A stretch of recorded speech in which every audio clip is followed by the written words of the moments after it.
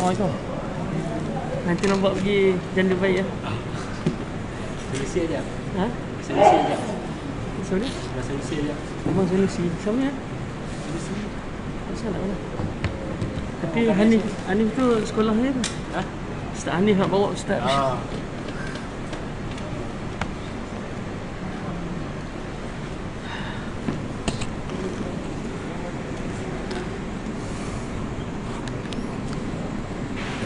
Bismillahirrahmanirrahim. Assalamualaikum warahmatullahi wabarakatuh. Alhamdulillah wa bihi nasta'in wassalatu wassalamu ala rasulil karim Sayyidina Muhammad wa ala alihi wa ashabihi ajma'in.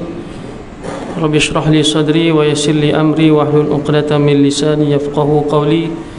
Rabbi yassir wa la tu'assir. Rabbi tamim li bil khair. Amma ba'd. Alhamdulillah, yang bahagia Tuan Imam, pengurusi surau, seluruh ahli jawatan kuasa, muslimin dan muslimat, para asatizah, tuan-tuan guru, alhamdulillah dapat kita menunaikan solat fardu isyak berjemaah pada malam ini, dan juga menunaikan solat sunat tarawih secara berjemaah. Moga-moga Allah Subhanahu wa taala menerima segala amal kita insya-Allah.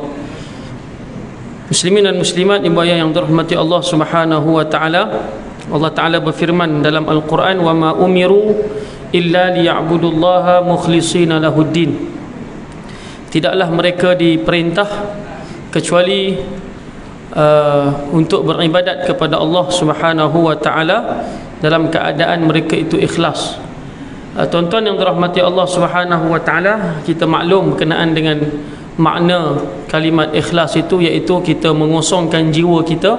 Ketika beribadat, kita hanya perlukan adalah redha daripada Allah Subhanahu wa taala, sambil kita mengharapkan balasan dan juga ganjaran yang bakal Allah taala kurniakan kepada kita, seperti mana yang dijanjikan oleh Allah Subhanahu wa taala dalam Al-Quran maupun melalui lidah baginda Nabi sallallahu alaihi wasallam.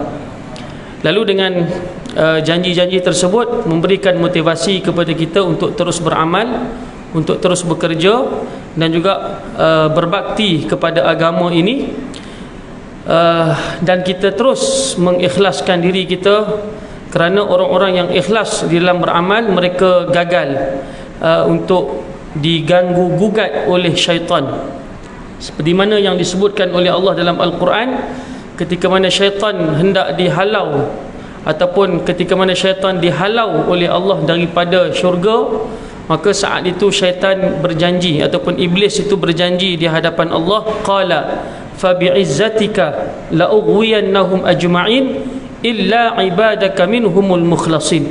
Kata syaitan, kata iblis, dengan kebesaranmu ya Allah, aku pasti akan menipu daya mereka, iaitu manusia, kecuali golongan hamba-hambamu yang mereka itu disucikan ataupun dibersihkan, yakni hamba-hambamu yang ikhlas dalam beramal.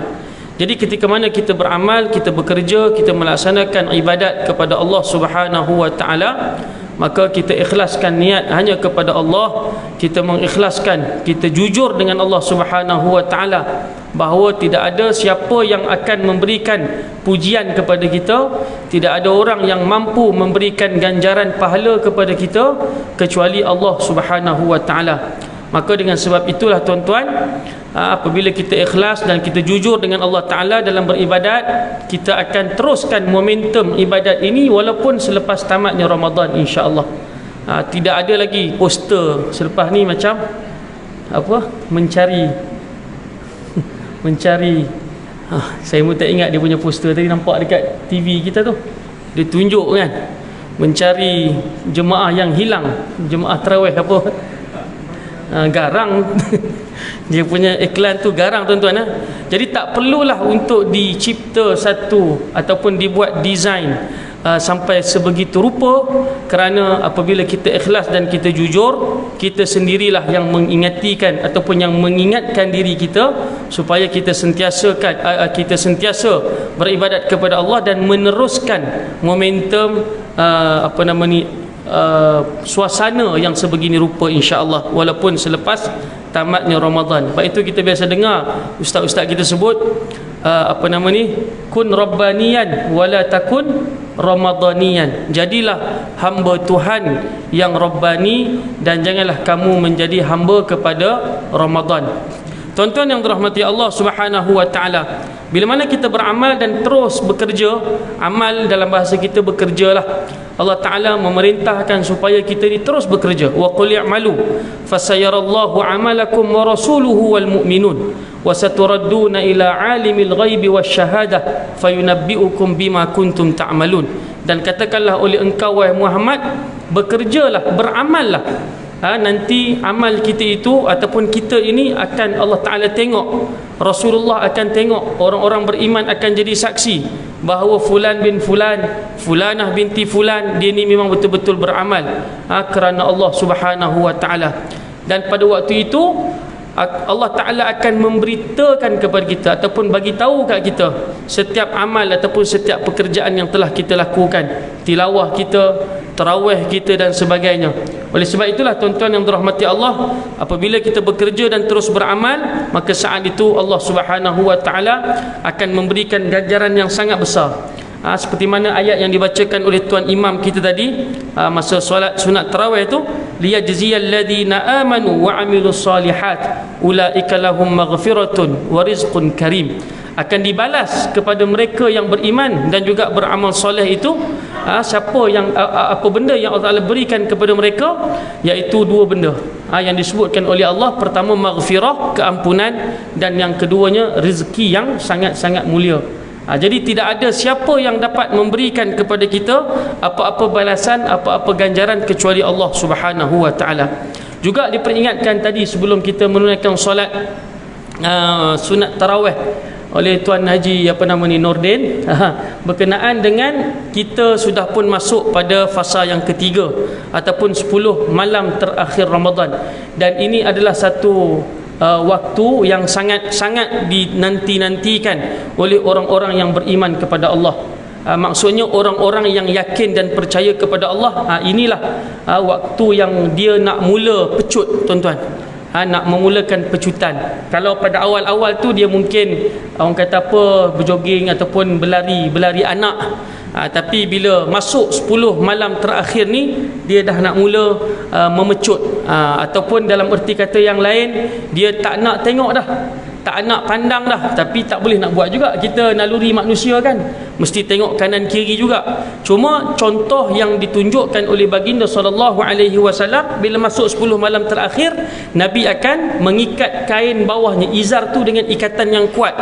Ataupun dalam istilahnya ataupun dari sudut mafhumnya, Nabi seolah-olah betul-betul bersedia, tak nak bagi masa kepada dunia ni. Macam itulah gambarannya. Itu Nabi lah. Kalau kita bukanlah kata kita ni nak sampai tak nak sembang dengan orang, tak nak dah sudah aku nak uzlah ni. Boleh nak buat macam tu, tapi tengok kemampuan kita lah, tuan-tuan ya. Maka dengan sebab itu dicontohkan oleh baginda SAW, bila masuk 10 malam yang terakhir, Nabi ya'takif fil masjid, Nabi akan beriktikaf di masjid. Nabi akan beriktikaf 10 malam terakhir tu kan. Tapi ketika mana di hujung usia Nabi ataupun Ramadan yang terakhir buat Rasulullah SAW, Nabi beriktikaf sepanjang 20 hari. Nak menandakan bahawa Nabi betul-betul itu Nabi, orang yang diampunkan oleh Allah Subhanahu wa Ta'ala dosanya. Liyaghfira lakallahu ma taqaddama min dzamb. Allah Ta'ala ampunkan dosa dia yang dulu, Allah Ta'ala ampunkan dosa dia yang akan datang ni. Tapi itu pun Nabi masih lagi berusaha dan juga bersungguh-sungguh. Apatah lagi kita ni yang belum tentu arah ni, sekejap ke kanan, sekejap ke kiri. Hari ni rajin, esok malas. Hari ni baca Quran, esok tak baca. Hari ni satu juzuk, esok satu muka. Hari ni satu juzuk, esok dah tak baca dah. Itu biasa kita ni macam tu. Bukan kata tuan-tuan, saya pun sama. Kita manusia diuji dengan pelbagai ujian. Tapi bagaimana kita nak teruskan momentum tu? Kita tengok contoh-contoh yang ditunjukkan oleh baginda SAW. Sebab itu dijanjikan pada 10 malam terakhir ni, walaupun tidaklah secara muktamad, cumanya disebutkan bahawa ada satu malam, iaitu malam Al-Qadar. Tuan-tuan yang dirahmati Allah, kata Dr. Yusuf Al-Qardawi berkenaan dengan malam Al-Qadar yang sangat mulia ataupun yang sangat dimuliakan oleh Allah Subhanahu wa taala ni, sehingga Allah Taala menurunkan satu surah menceritakan tentang Al-Qadar dan juga kelebihannya. Ini satu surah khas yang dibacakan setiap malam oleh para imam. Tadi pun baca juga berkenaan dengan surah Inna anzalnahu fi lailatul qadr. Allah Ta'ala mulakan, mukaddimahkan surah ini bahawa sesungguhnya kami menurunkan padanya itu ataupun kami menurunkan Al-Quran itu pada malam Al-Qadar. Allah Ta'ala mukaddimahkan antara kelebihan Al-Qadar iaitu diturunkan Al-Quran secara maknanya daripada Lauh Mahfuz kepada langit dunia, diturunkan pada malam Al-Qadar. Lepas tu barulah Tuhan cerita tentang apa kelebihan Al-Qadar, iaitu yang kita maklum khairun min alfi syahrin, lebih baik daripada 1000 bulan. Ustaz-ustaz kita buat kiraan, ustazah-ustazah kita buat kiraan kan, sama dengan berapa puluh tahun tuan-tuan? 83 tahun macam tu lah, 83 tahun 4 bulan ke 6 bulan macam tu Jadi nak bagi tahu pada kita betapa mulianya, betapa hebatnya malam Al-Qadar itu. Setiap amal kita itu dia punya ganjaran pahala sampai makan 83 tahun. Kalau orang biasa pergi tanah haram ataupun kita pergi tanah haram, Tuan Haji Nordin, orang yang bisnes dekat tanah haram ni, musim haji tu dia bisnes, musim haji tu dia lepas habis musim haji tu dia tak bisnes, dia relax kan. Dia bisnes semusim, makan setahun. Bisnes semusim, makan setahun. Macam orang meniaga bazar Ramadan lah tuan-tuan ya. Tapi tak adalah, jarang lah sebabnya. Tapi nak kata untung banyak tu pada ketika bulan Ramadan. Ketika bulan Ramadan, Chef Ammar, orang duk buat kiraan kan. Minta maaf kalau ada adik-beradik dia kat sini kan. Orang duk kira berapa sale dia. Ada kata sampai 20,000, 30,000 kan. Pukul 12.30 orang dah beratur dah.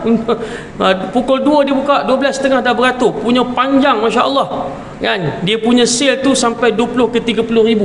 Maknanya kalau dia fokus pada bulan Ramadan saja, lepas habis Ramadan ni dia boleh lepak tuan-tuan, tak payah meniaga dah. Ni meniaga sebulan, untung setahun. Kalau kita dapat beramal pada malam Al-Qadar, seolah-olahnya macam niaga sehari, untung setahun.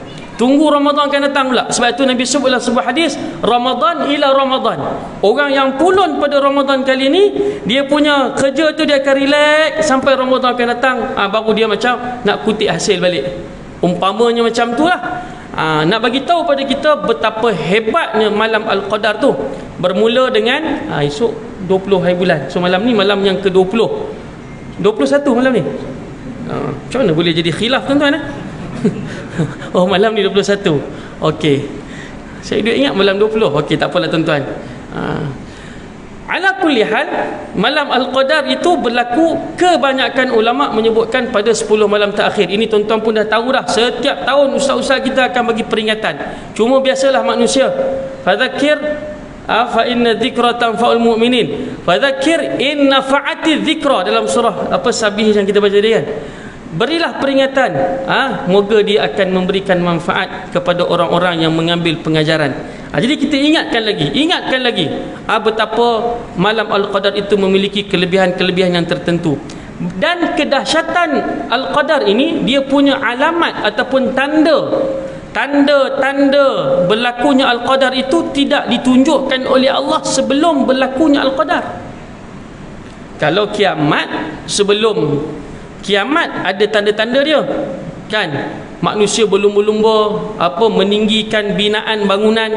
Manusia yang dahulunya kata Nabi hufatal urata, yang tak berkasut, yang bertelanjang, tapi hari ni kaya raya. Yatatawaluna fil bunyan, berlumba-lumba dalam membina bangunan yang tinggi.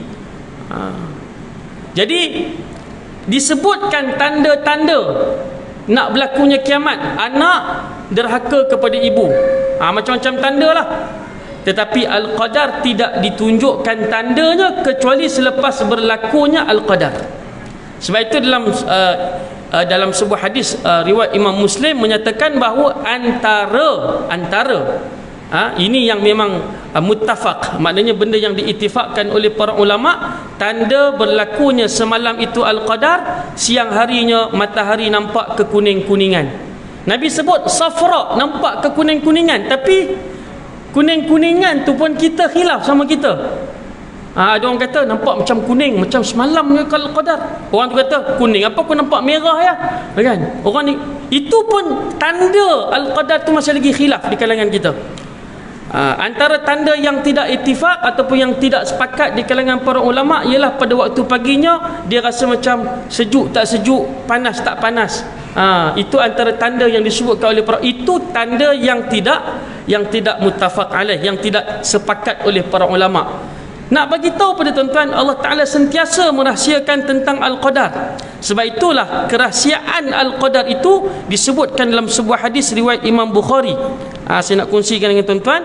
Riwayat Ubadah bin Samit radhiyallahu ta'ala anhu. Imam Bukhari membawakan hadis ini an Ubadah bin Samit qala kharaja an-nabiy sallallahu alaihi wasallam li yukhbirana bi lailatul qadri. Ada satu hari, kata Ubadah bin Samit, Nabi keluar nak bagi tahu kami tentang perincian al-qadar. Fatalaha rajulani minal muslimin ay tanaza'a wa takhasama minal muslimain. Maka ada dua orang minal muslimin, ada dua orang lelaki Islam yang sedang bertengkar. Maknanya tengah orang kata apa, berselisih faham. Nabi keluar nak bagi tahu kat sahabat tentang perincian malam al-qadar. Tengok-tengok ada sahabat tengah bertekak. Bila mereka sedang bertekak,